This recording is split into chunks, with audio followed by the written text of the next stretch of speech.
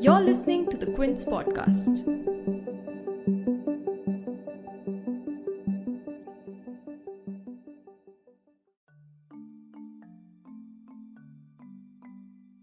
A focal point in the women's rights movement is International Women's Day, a day which has served both as a day of protest in some parts of the world and a celebration in others. This past year, we have seen the crucial leadership roles that women have played in the ongoing farmers' agitation at the borders of the capital, which recently crossed its 100-day mark. We also witnessed the landmark Priya Ramani verdict, which scored a victory for the #MeToo movement in India and the workplace rights for women, as part of the Quint's Women's Day 2021 coverage in a special series called Her Pandemic Diary. We asked women to take a pause and reflect on their journey this past year, which both anecdotal accounts and research show that women are among the worst affected by the new normal. So for today's special episode, instead of trying to understand what this day means for women, we are going to try and take a look at where women stand in India by giving a platform to them to speak about their daily lives, their struggles, and also highlight the landmark judgments passed in the last year. You're tuned in to The Big Story, the podcast where we dissect the headline-making news for you, and I'm your host, Himmat.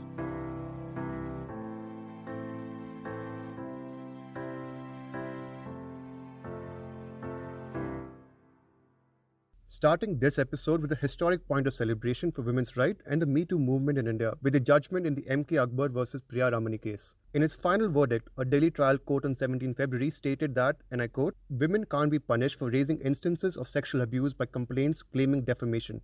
Now, one of the many women who took the stand as a witness for Priya Ramani was senior journalist Ghazala Wahab, whose testimony turned the tables in favor of Priya Ramani. In an exclusive interview with the Quint for Women's Day 2021, Ghazala Wahab states that #MeToo should not be seen as a movement, but a moment in our lives. I have been saying this repeatedly that the biggest mistake we are making is calling is a movement.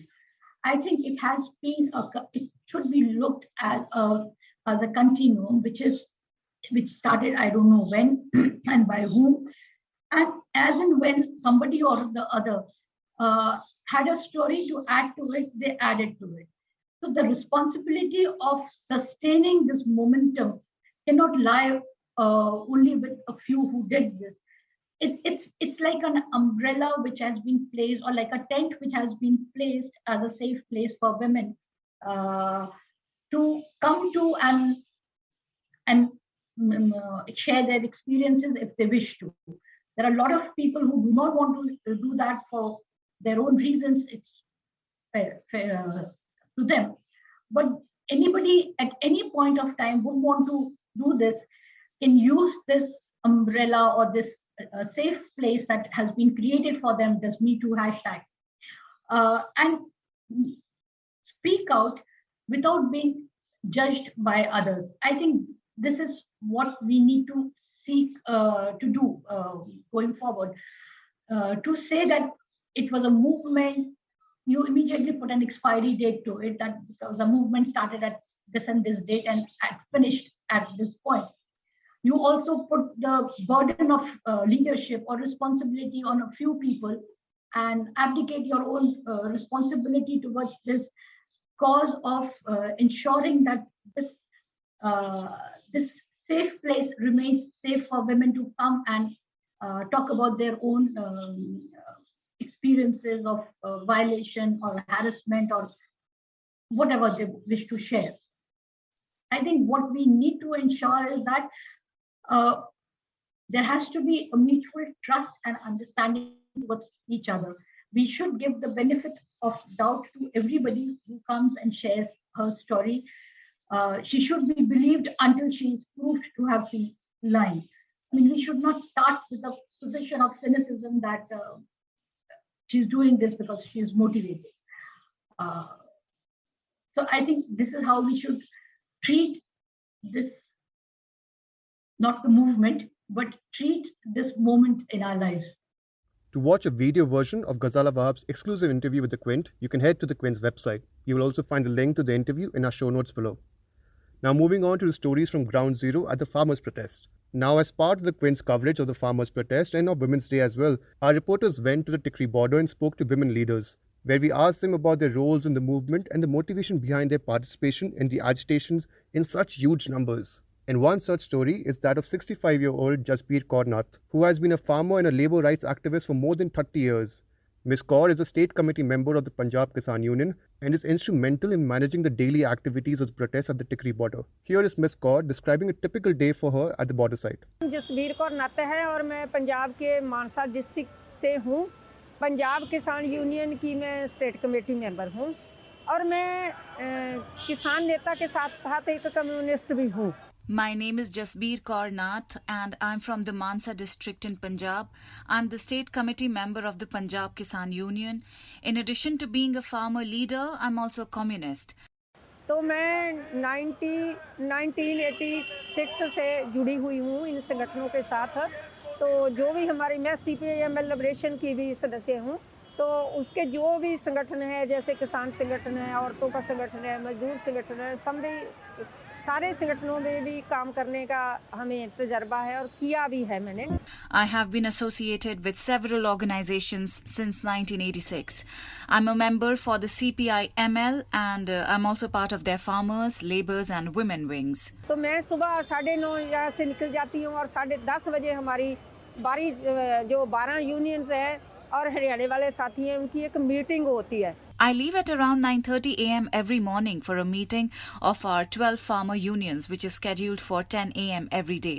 उस meeting में आज stage सकत्तर की भूमिका कौन निभाएगा, क्योंकि daily में 4 unions को और 5वें जो हरियाणा वाले हैं उनको समय दिया जाता है एक घंटे के लिए। In that meeting, we decide who will manage the state and allocate time to several unions to address the protesters. Then there is a steering committee which decides the order of these speakers. ऐसा करके मैं वहाँ से जब आती हूँ तो यहाँ आकर मैं खाने का भी देखती हूँ थोड़ा बहुत। सुबह मैं उठती हूँ तो मैं जहाँ झाड़ू लगाती हूँ, ये मेरे को अच्छा लगता है। मैं झाड़ू लगाती हूँ और बर्तन साफ करती हूँ। रात के बहुत सारे बर्तन पड़े होते हैं, पानी गर्म करके फिर मैं बर्तन करती हूँ। मेरे साथी सहयोग देते हैं लेकिन मैं यहाँ काम पूरा करवाती हूँ। I make notes in my register for these duties and then I supervise the food preparations at the border. In the morning, I clean the entire area and wash utensils, which I like doing. As we stated earlier, this pandemic has affected genders unequally, with women facing the brunt of the new normal. More women lost their jobs as compared to men this past year. Their caretaking increased exponentially, with children out of regular schools and elderly unable to follow the usual routine. According to the recent India Skills report, women consist of 36% of the workforce, with men taking the rest of the pie chart. However, this percentage is also higher than the past 5 years, since it was only last in 2015 when women participation was recorded more than 30%. But the realities of the pandemic also hit the women more than men, especially in the healthcare sector. The unpreparedness for the disease left every healthcare worker across the globe in an unimaginably difficult situation. And sharing one such story is Dr. Shaila Jamal, a 38-year-old gynecologist who treated more than 200 COVID-19 positive pregnant women and delivered 60 babies while single-handedly looking after her kids and home. Somewhere around June, when COVID pandemic was at its peak, and I really wanted to work for the nation, for the humankind. So the kind of support that one requires, especially when female requires at workplace, was not there. It was lacking. When you wanted PPE kits, more protection, some relaxations in duty hours, or some cooperation from your colleagues that yes, they should also come to the forefront. I was not getting that support. In fact, the kind of suppression, the kind of oppression that I faced at that point of time, somehow it broke me down over there. So came this decision when I moved from NCR to Bareilly in pandemic, facing so many difficulties. Still, I am proud of my decision today because whatever I have done is more than I could have done over there. The kind of satisfaction that I draw after delivering 60 females over here and caring for more than 200 COVID positive pregnant females, I feel really good and I feel that I have given back to the society. Obviously, my family was a bit furious with me that why this need is there. In fact, from there came the suggestion that you quit your job instead of shifting. But that is not my kind of character. So when I decided, I shifted. Kids also were like, why we are shifting, because they were really settled at that place. at that point of time I was feeling guilty that maybe I'm doing something wrong with my kids also, maybe it's a disaster for my career also. But for me, my personal satisfaction was more important. A lot has certainly changed in the world of the past year, and the majority of us are living measurably different lives and situations. However, this does not call for complacency in the movement of women's rights. There is still a lot of work left to do to balance the scales. To catch all our coverage regarding Women's Day, head over to the Quint's website. You can also catch all the updates on all our social media platforms. If you like listening to this episode, please subscribe to The Big Story for episodic updates. We're available on Apple, Google Podcasts, Spotify, JioSaavn, and most of the other popular podcast streaming platforms. For other podcasts, please log on to the Quint website, and for any feedback, please shoot an email to podcast@thequint.com.